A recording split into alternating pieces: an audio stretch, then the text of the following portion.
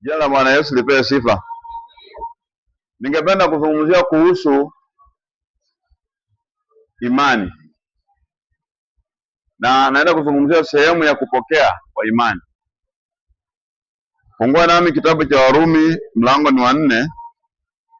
Nitasoma mstari wa 17 hadi wa 22.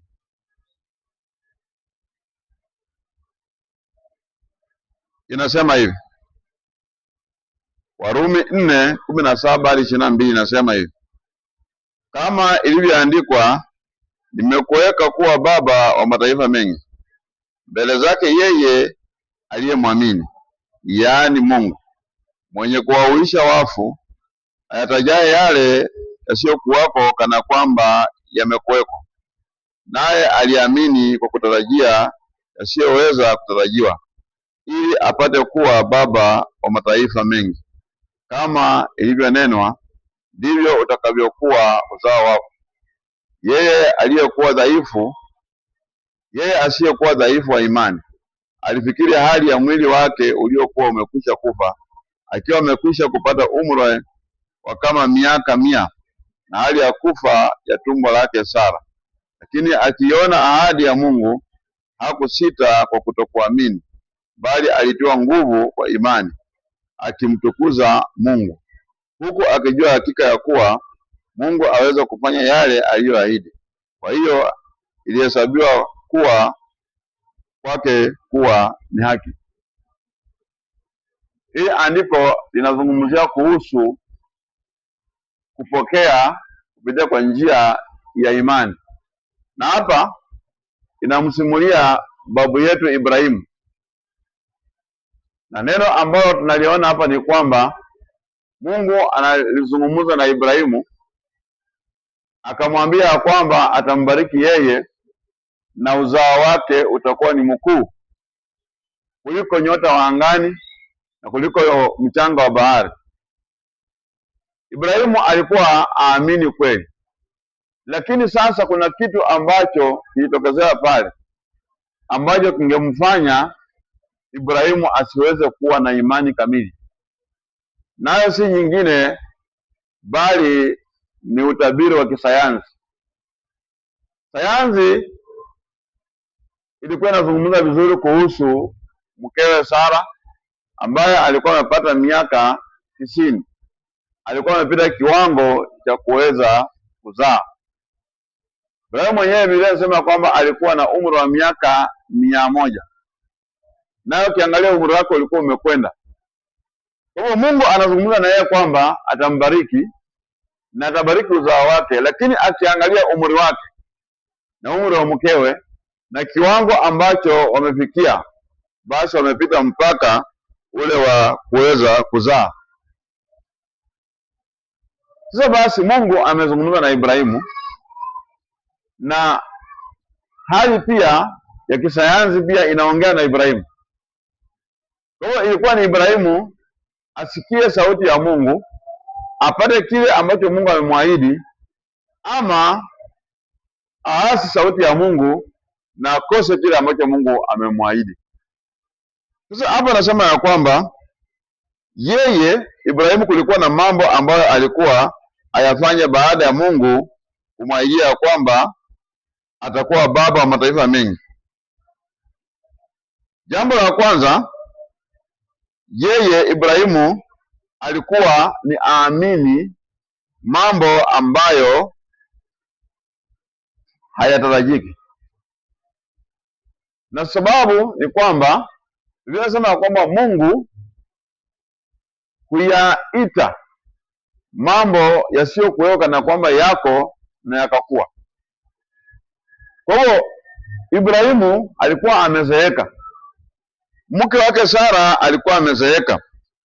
Wacha tuangalie mstari wa 17 inasema, nimekuweka kuwa baba ya mataifa mengi mbele zake yeye aliyemwamini, yaani Mungu, mwenye kuwahuisha wafu, ayatajaye yale yasiyokuweko kana kwamba yamekuweko. Yaani yeye hutaja mambo ambayo hayako Mungu kana kwamba yako na yanakuwa. Tena ambayo kwamba yeye huhuisha wale watu ambao wamekufa. Tunaona mfano wa mifupa mikavu katika bonde. Wakati wa Ezekieli, Bwana anamuuliza, je, mwanadamu, hii mifupa yaweza kuishi? Ezekieli akamwambia kwamba wewe wajua Bwana. Tunaona Lazaro alikuwa amekufa, amelazwa kaburini muda wa siku 4, lakini Yesu Kristo alipokuja pale aliambia Mariamu na Martha ya kwamba ukiamini yote yanawezekana. Wao wakasema ya kwamba Lazaro huyu kama ungelikuwepo hangekufa. Yesu akasema, umemweka wapi? Amuonyesha. Sema ondoa ile jiwe. Maana makaburi ya zamani yalikuwa yanachongwa kwenye mwamba, inachongwa kama pango, alafu mtu akija kizikwa ndani anaweka mwili, alafu anachukua jiwe anadingilia anafunika kwa mlango, basi ndio wamezika. Akaambia ondoeni jiwe, wakaondoa. Lakini kabla ya kuondoa, akawa kuna jambo ambalo ameuliza Yesu. Akaambia kwamba huyu mtu kweli amekuwa hapa muda wa siku 4. Na saa hizi tukiondoa hii jiwe kuna harufu mbaya sana inatoka mahali pale. Yesu akasema, sikuambia kwamba ukiamini utaona utukufu wa Mungu? Yaani ukiangalia kiwango ambacho Lazaro amekuwa kwenye kaburi siku 4, kweli hakuna matumaini ya kuweza kurudi kuwa hai tena. Wao waliamini ya kwamba Yesu alikuwa na uwezo wa kumponya Lazaro asikufe, lakini kwa bahati mbaya alichelewa kufika mahali pale alipoambiwa habari. Amefika Lazaro amekwisha kufa. Sasa matumaini ya Lazaro yamekwisha. Lakini Yesu ambaye ni Mungu mwenye nguvu aliweza kuhuisha Lazaro ambaye alikuwa amekufa na akamrejesha tena akawa hai. Sio tu hiyo peke yake, bali kuna wagonjwa wengi ambao pia walikuwa wamegonjeka kiwango cha kukosa matumaini, lakini walipokutana na Yesu Kristo aliwaregeshea matumaini. Kama yule mama ambaye alikuwa amepinda mgongo kwa takriban miaka 38, hawezi kusimama. Yesu alimfungua na yule mama na akatembea. Yule jamaa ambaye alikuwa mgonjwa mpaka kiasi cha kusimama hawezi, akabebwa na rafiki zake wakamleta katika nyumba mahali Yesu alikuwa anafundisha. Wakaona kumejaa ndani, wakapanda juu ya dari na wakabomoa dari, wakamshukishia mahali pale. Yesu alimponya jamaa, akarudi nyumbani kama anatembea. Kwa hivyo hapo naambiwa kwamba Mungu huyu tunayemwamini, basi yeye huhuisha watu ambao wamekufa. Yaani katika maisha, mambo ambayo yanaonekana kana kwamba yamekufa na yamekufa kweli, hayo mambo Mungu huwa anayafufua. Kuna kiwango ambacho mtu anaweza kuishi maisha ambayo ni magumu na awe na matumaini ya kuomba Mungu amsaidie, lakini asione msaada wote wa Mungu mpaka anafika mahali anakosa matumaini. Hapo hapo Mungu huja na kufanya kazi yake. Kuna wagonjwa ambao wanakuanga kwa hospitali, amegonjeka muda mrefu, wamejaribu kutibiwa lakini hapati afueni yoyote. Anafika mahali anangojea mauti. Kwa hivyo hata akipewa dawa, naona saa zingine huwa anakataa kumeza dawa kwa sababu anajua kwamba yeye anaenda. Lakini hapo hapo tunaona Mungu huwa anakuja, anahuisha yule mgonjwa, anamponya, anatoka na anatembea. Kwa hivyo tumbo la Sara lilikuwa limekwisha kufa. Ibrahimu mwenyewe pia alikuwa amekwisha kufa katika mambo ya uzazi. Na Mungu alipomwambia haya mambo sasa, ilikuwa ni Ibrahimu mwenyewe aangalie umri wake na umri wa mke wake na tumbo la mke wake, najua mambo haya kweli hayawezekani. Lakini Biblia inasema ya kwamba Ibrahimu alimwamini Mungu. Hata yale mambo ambayo hayafai kutarajiwa, Ibrahimu akatarajia kwa sababu Mungu ndiye amesema. Kwa hivyo katika safari ya wateule wa Mungu, kitu ambacho kinaweza kusaidia ukapata yale mambo ambayo Mungu ameahidi kutoka kwake yakajifika kwako ni kuamini tu kwamba ni Mungu ndiye amesema. Watu wengi wanatembea na Mungu lakini hawamwamini Mungu, wanamshukushuku. Kuna watu wa kushukiwa lakini sio Mungu wa kushukiwa. Biblia inasema ya kwamba wache wanadamu wote wakaweza kuwa waongo na Mungu akabaki kuwa ni mkweli.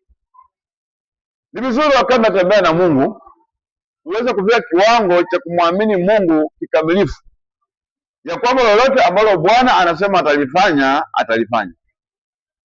Siku hizi unasikia watu wanakuambia kwamba kweli hata kama Mungu kama kweli watu wataenda jehanamu, basi wataenda jehanamu. Kweli kama kuna jehanamu, hakuna mtu ataenda mbinguni. Yaani tayari anashuku Mungu ambaye anasema kuna jehanamu, anamshuku. Alafu anasema ya kwamba hakuna mtu ataenda mbinguni. Na ilhali Mungu mwenyewe amefunua kwamba kuna wale watakaoteketezwa na kuna wale ambao wataingia mbinguni. Alafu yeye anasema ikiwa kweli iko hivyo, hakuna mtu ataenda mbinguni. Kama kweli kuna jehanamu, kama kweli kuna bingu, fulani hataingia. Tayari ni kuanza kumshuku Mungu. Ni kwa sababu watu hawamwamini Mungu. Kile kitu ambacho umekalia sahihi, umekalia kwa sababu unakiamini.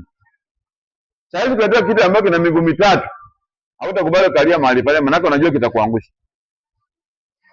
Sahihi mimi nikiwaahidi kulingana na uwezo ambao niko nao, nikiwaambia kwamba mwaka huu nitanunua uwanja na nitajenga ghorofa ambao kanisa litakuwa chini na juu zitakuwa ni ofisi kwa gharama zangu, kila mtu atanicheka mahali hapa. Si ni kweli?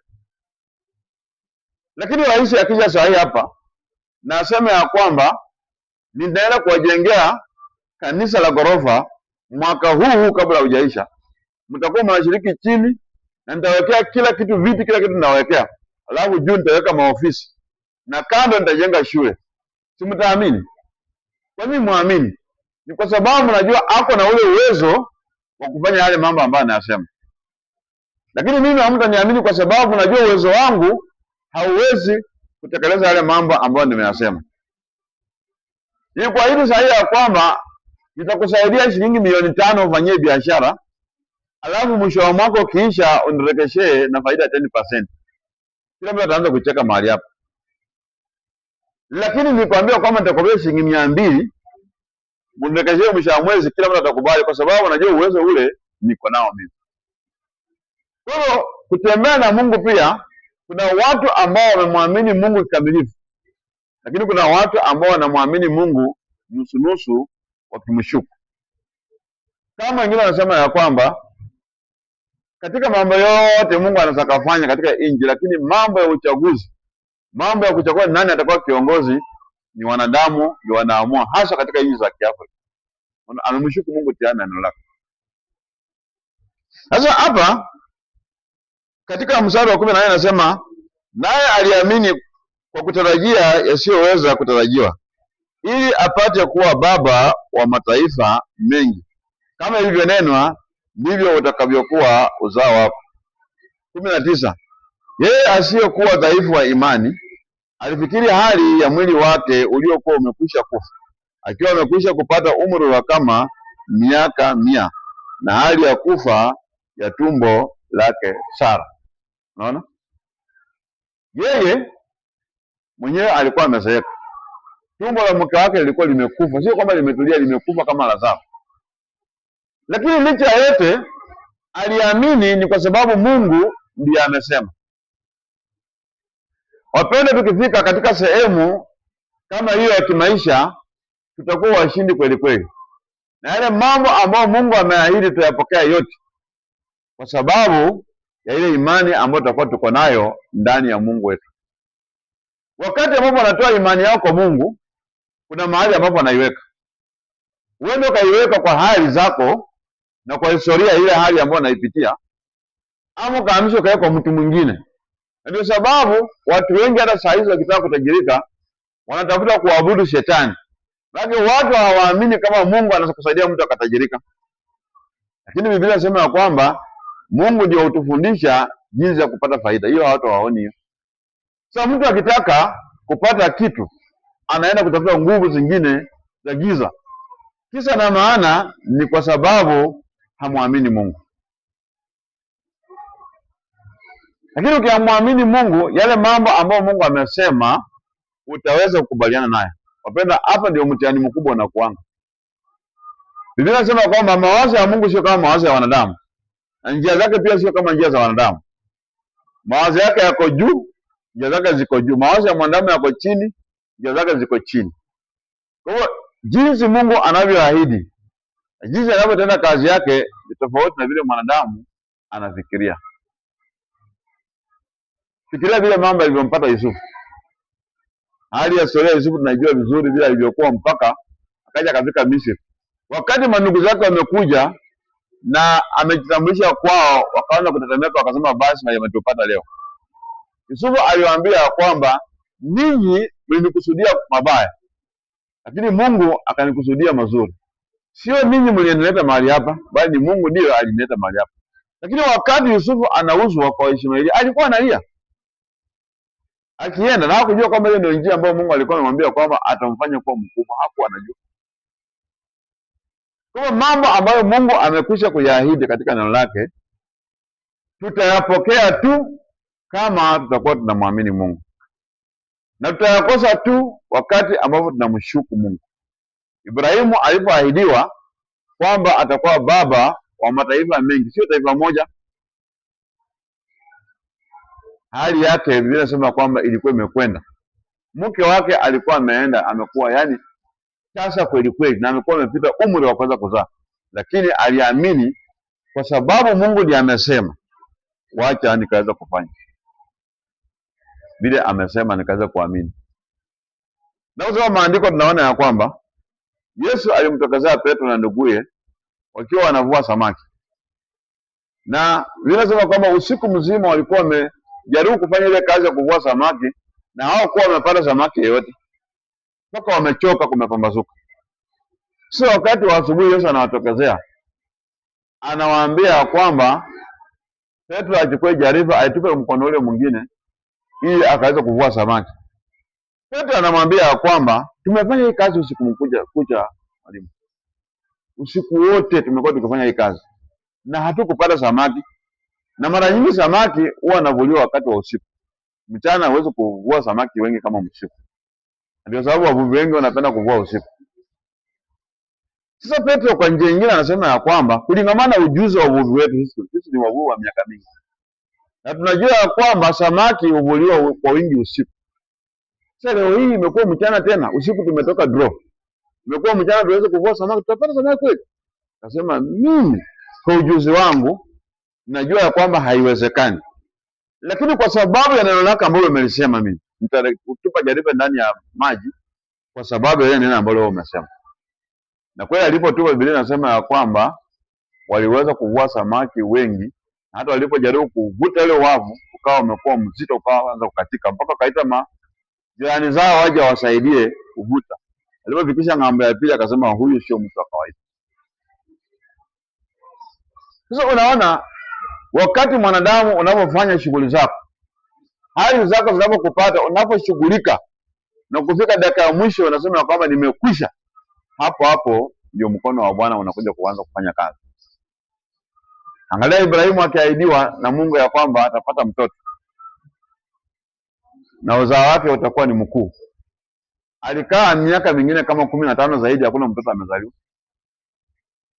Kitu gani kilitokezea? Akajaribu kumsaidia Mungu kazi kidogo, na Sara mkeo wakashauriana, wakachukua ile kijakazi ajiri. Ibrahimu akalala na yeye na akapata mimba. Na Sara alimwambia kwamba umri wako umeenda hivyo, naenda tena bila uzao. Akajaribu kumsaidia Mungu kazi, lakini hata hivyo hiyo kazi Mungu hako approve. Bado Mungu alikuwa na ahadi yake ambayo alikuwa ameahidi, wakamwamini kwayo, ndio walikuja kumpata Isaka ambaye amekuja kuwa uzao mkubwa, kazaa Israeli, na taifa kubwa likaonekana, na mataifa pia yakatoka pale ndani. Kwa kile ambacho Mungu amekiahidi, hicho ndio Mungu atafanya. Katika mstari wa 20 nasema, lakini akiona ahadi ya Mungu hakusita kwa kutokuamini, hali alitiwa nguvu kwa imani, akimtukuza Mungu, huku akijua hakika ya kuwa Mungu aweza kufanya yale aliyoahidi. Kwa hiyo ihesabiwa kwake kuwa ni haki. Sasa unaona, wakati Mungu amenuzungumza na Ibrahimu, yeye aliamini kwamba yale mambo ni ya ukweli, na akamtukuza Mungu, na akaamini ya kwamba haya mambo kwa kisayansi hayawezekani, kwa kitamaduni haiwezekani, kwa akili tu ya kuzaliwa haiwezekani, lakini kama Mungu ndiye amesema, basi haya mambo yanawezekana. Hebu turudi nyuma katika kitabu cha Habakuki, tuangalie mlango wa 2 mstari wa 4. Hii ni habari za Habakuki wakati ambapo alikuwa anaona watu wa Mungu wanadhulumiwa, wenye haki wanadhulumiwa, wanamezwa tu na watu waovu. Akashangaa hii dhuluma ambayo inaendelea itakuwa kwaje. Katika mlango wa 2 ameleta malalamishi yake mbele za Bwana katika mlango wa kwanza. Mlango wa 2 sasa anataka kusimama aone vile Mungu atakavyomjibu kutokana na kulalamika kwake. Kwa hivyo unaona pale kuanzia mstari wa kwanza mpaka wa 4 nasema hivi: nami nitasimama katika zamu yangu, nitajiweka juu ya mnara, nitaangalia ili nione atakaloniambia na jinsi nitakavyomjibu katika habari ya kulalamika kwangu. Bwana akanijibu akasema, iandike jonzi ukaifanye iwe wazi sana katika vibao, ili aisomaye apate kuisoma kama maji. Mstari wa 3, maana jonzi hii bado ni kwa wakati ulioamriwa, inafanya haraka ili kufikiria mwisho wake, wala haitasema uongo, ijapo kawia ingojee, kwa kuwa haina budi kuja, haitakawia. Unaona hapa katika Habakuki mlango wa 2 mstari wa kwanza hadi wa 3, Bwana anamjibu Habakuki na anamwambia yale mambo ambayo anamwambia yanakuja kufanyika, lakini sio saa hii, uende usiwe leo ama kesho kutwa, lakini hata kama itakawia, ujue kwamba inakuja. Wewe kazi ambayo unafaa ufanye ni ungoje. Kwa nini? Ni kwa sababu Bwana anafanya mambo kila kitu kwa wakati wake. Katika maishani, shida ambayo inatupata sisi wanadamu ni kwamba unataka kile kitu ambacho umekiombea leo ukipate leo ama kesho. Inawezekana kama ni wakati wa Mungu umefika. Lakini kama sio wakati wa Mungu umefika, utaipata tu, lakini kwa ule wakati ambao Mungu alikuwa ameamuru iweze kuja. Kwa hiyo yako ni kungojea katika hali ya imani. Mstari wa 4 nasema, tazama roho yake hujivuna, haina unyofu ndani yake, lakini mwenye haki ataishi kwa imani yake. Sisi tumehesabiwa haki bure kwa njia ya neema kupitia kwa imani katika Kristo Yesu. Kwa maisha ambayo tunayaishi kama wenye haki, sisi tunafaa tuishi maisha ya imani kwa yule Mungu ambaye ametufanya kuwa wenye haki. Kwa unapoona Ibrahimu, kitu ambacho kilimsaidia ni kwamba alikuwa na imani kwa Mungu. Biblia inasema ya kwamba wenye haki wataishi kwa imani, na wasio haki wataishi kwa hofu, wataishi kwa mashaka siku zote. Sasa hapa tunajifundia kitu ya kwamba katika maisha, mambo ambayo Mungu ameahidi kwetu kwamba atakuja, yatakuja. Lakini wakati mwingine sio wakati ule unatarajia. Huenda ikawa ikaingiana na wakati ambao unatarajia wewe, na wakati mwingine huenda isiingiane na wakati ambao ulikuwa unatarajia, lakini kitu ambacho iko ni kwamba Mungu lazima atayatimiliza kwa wakati wake. Biblia inasema kwamba ulipowadia wakati wa Mungu wa kumtuma mwanawe, akamtuma. Kumbuka katika kitabu cha Mwanzo, wakati Adamu na Hawa wameasi Mungu, Bwana anasema ya kwamba uzao wa mwanamke utamponda nyoka kichwa, ambaye alikuwa anazungumzia kuhusu Kristo Yesu. Na ukiangalia katika maandiko ya Agano la Kale ukija nayo, kuna vivuli vingi vya Yesu Kristo, na Yesu hakutokezea. Lakini ulifikia wakati, ukawadia wakati ambapo Yesu Kristo alikuwa anakuja. Hapo ndiye alikuja Yesu kwa wakati wake. Na tunaona mwisho wa Agano la Kale, nabii Malaki, mpaka kuja kwa Mathayo, Yohana akianza kufanya kazi, naambiwa kwamba ni takribani miaka 400 ambao Mungu hakuwa anaongea na nabii au mtu yote pale, alikuwa ametulia. Sasa baada ya hapo tu pop, Yohana anakuja kuitengeneza njia ya Kristo Yesu. Kwa hiyo wakati wa Mungu lazima uwadie. Na kitu ambacho mtu wa Mungu atafanya kama mwenye haki ni kungojea. Na ngojea katika hali ya imani, ukimtukuza Mungu kama vile Ibrahimu alikuwa anamtukuza Mungu. Usingojee kwa vilio. Asubuhi naamkia vilio, mchana uko kwenye vilio, usiku uko kwenye vilio. Vilio pia sio vibaya, lakini usiwe na tabia za vilio. Ibrahimu alikuwa na tabia ya kumshukuru Mungu na kumtukuza Mungu, na akawa anangojea, na alingojea kweli, lakini baadaye akapata ahadi ambayo ni ya Bwana. Ndipo hapa tunaona ya kwamba mwanadamu ambaye ni mwenye haki wa Mungu ataishi kwa imani yake, imani ndani ya Mungu. Ndipo nikasema ya kwamba imani kweli ziko kwenye vitu tofauti tofauti, lakini imani kamili ya Mkristo mwenye haki, kuishi maisha ya ushindi na kupokea yale mambo ambayo Mungu aliahidi yote katika maandiko, ni imani ambayo mtu ataweka kwa Mungu. Hiyo ndio imani ambayo itakusaidia. Sasa basi, unakuta kuna wakati hali zinazungumza, kuna wakati watu wanakuambia kwamba hii haiwezekani. Unaambia kwamba Yesu alisema kisichowezekana kwa mwanadamu kwa Mungu kinawezekana. Maadamu Mungu ndiye aliahidi, ataitenda. Lakini ile ambayo Mungu hakuahidi hataifanya. Kwa hivyo katika maisha ambayo tunaishi na shida, ukosefu wa pesa, magonjwa na maradhi, umasikini, kukosa kufanikiwa kule mbele, haya mambo yote yatatuondokea tu sisi wenye haki kama tutaanza kumwangalia Mungu. Na wakati unapoanza kumwangalia Mungu, wapenda, ni ngumu, kwa sababu tuko ndani ya mwili, tuko ndani ya dunia hii, ni ngumu. Lakini katika Bwana inawezekana. Ukianza kumwangalia Mungu, licha wanadamu kuongea mambo yote wataongea, lakini mwisho wake wewe unajua kwamba Mungu ndiye aliye na jawabu la mwisho na ambalo litatenda kazi. Sasa hivi ni kipindi cha siasa hapa. Naona watu wanasema fulani atarudi, huyo hatarudi, huyo hatarudi, huyo hatarudi. Unaongea kama wanadamu, na ni sawa, kwa sababu mtu anaongea kama mpiga kura. Huo ni ukweli. Lakini maandiko yanasema ya kwamba Mungu ndiye anachagua viongozi. Nasikia mwingine anakuambia hapa sio hapa Kenya. Hapa Kenya viongozi hawachaguliwi na Mungu. Mahali pengine lakini sio Kenya.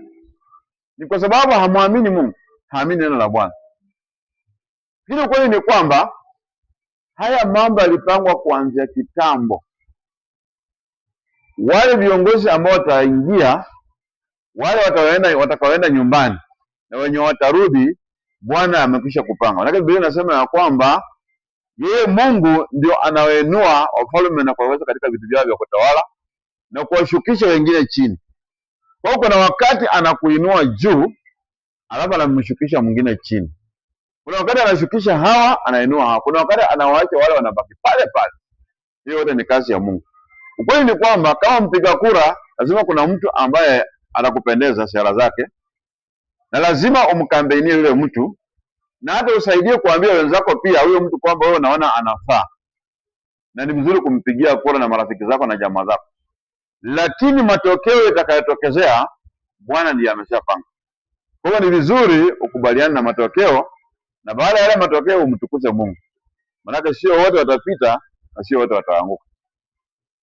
Kwa hiyo Bwana amesema ya kwamba yeye ndiye anaweka viongozi kwa vitu vyao vya utawala wa falme na kuwashukisha wengine pale. Na anasema anatawala falme zote za ulimwenguni. Pia tunaambiwa kwamba mioyo za watawala wote wa falme ziko mikononi mwa Mungu. Anazipia tu mwenyewe anavyotaka. Kwa hiyo ukiona jambo lolote linafanyika, hakuna jambo ambalo ni geni kwa Mungu. Yote ni mambo ambayo Bwana alikuwa anayapanga na anajua ya kwamba yatakuja kutokelezea. Kwa hiyo mwenye haki wa Mungu ataishi kwa imani. Kuna ahadi nyingi sana ambazo zimewekwa katika Biblia ambazo wewe kwako wewe na mimi tunafaa tusiamini. Tukiziamini tutazipokea. Lakini tusipoamini hatutapokea. Fikiria habari ile jamaa ambaye alikuwa na mtumwa wake, alikuwa ni mgonjwa na alikuwa hawezi. Alipokuja kwa Yesu akamwambia, Bwana, na kuomba uje nyumbani kwangu ukamponye mtumwa wangu kwa sababu hawezi na anaumwa vibaya sana. Yesu akamwambia kwamba nenda, ninakuja. Akamwambia, lakini hapana mwalimu, wewe haustahili kuingia katika dari yangu. Wewe ni mtu mwenye mamlaka kama mimi. Mimi nina mamlaka. Na mamlaka yangu ni ya kijeshi. Niko na watumishi wako chini yangu. Nikimwambia huyu fanya hivi anafanya. Nikamwambia huyu njoo hapa anakuja. Nikamwambia huyu nenda anaenda. Wewe pia una mamlaka kama haya. Unaweza kuambia wewe ugonjwa uondoke ukiwa hapa na ugonjwa utaondoka. Yesu akasema sijawahi kuona imani kama hii katika Israeli. Na Ujue yule mtu hakuwa Mwisraeli, alikuwa ni Mrumi. Sijawahi kuona imani kama hii katika Israeli nzima. Akamwambia nenda zako, mtumwa wako amepona. Na kweli alipoenda katika nyumbani kwake akapata mtumwa wake amepona. Akajaribu kudadisi ajue alipona saa ngapi. Ile saa ambao walimwambia alipona ndio ile saa Yesu alisema. Kwa wakati mtu ako na imani kwa Mungu, anapokea mambo ya Mungu. Na mtu asiyekuwa na imani kwa Mungu hawezi kupokea lolote. Katika kitabu cha Yakobo inasema ya kwamba mkiomba lolote kwa Mungu, amini ya kwamba mtapokea. Yeye asiyekuwa na imani ni kama mawimbi ya baharini. Asifikirie ya kwamba atapata kitu kutoka kwa Mungu. Alafu Yesu mwenyewe akasema ya kwamba jambo lote ambalo naliomba, amini ya kwamba mmepokea, nayo itakuwa ni yenu. Kwa Ibrahimu aliamini ya kwamba atapokea kizazi, na ndipo akaanza kumtukuza Mungu. Kwa yale ambayo Mungu ameahidi, wewe na mimi tunafaa tuyaamini. Na kwa sababu ya kuamini tutaendelea kuzama ndani ya Bwana katika imani. Tutaanza kumtukuza Mungu. Wala hatutamlaani, wala hatutamlaumu Mungu siku zote. Tuishi maisha ya imani, tumtegemee Bwana kwa kila jambo. Na yale yote ambayo tunayaendea, tumwamini Mungu kwamba atatenda. Na Bwana atatenda, lakini kwa wakati wake. Atayafanya, lakini sio kwa wakati wako, ni kwa wakati ambao ni wa Mungu. Ibrahimu alikuwa ameambiwa kwamba atapata uzazi kwa wakati wake, wakati wa Mungu, naye akatafuta wakati wake akampata Ishmaeli. Lakini Mungu alikuwa anatufundisha funzo pale ya kwamba ninapoahidi kitu lazima nitaitekeleza. Wacha haya mambo mengine ambayo yanakuja katikati hayana msimamo na hata dumu. Yangu ndio ya kudumu na yangu ndio ya ukweli. Ni mambo gani ambayo Mungu amekuahidi mpendo? Ni hali gani ambazo unasikitia ambao na Mungu atakuondoa? Basi wewe unasijua, wewe unajua yale mambo. Ni kumwamini Mungu aliyesema atakufanyia, na ukweli atakufanyia, na atakuweka huru, na utakuwa huru sawa sawa. Jina la Bwana Yesu lipewe sifa.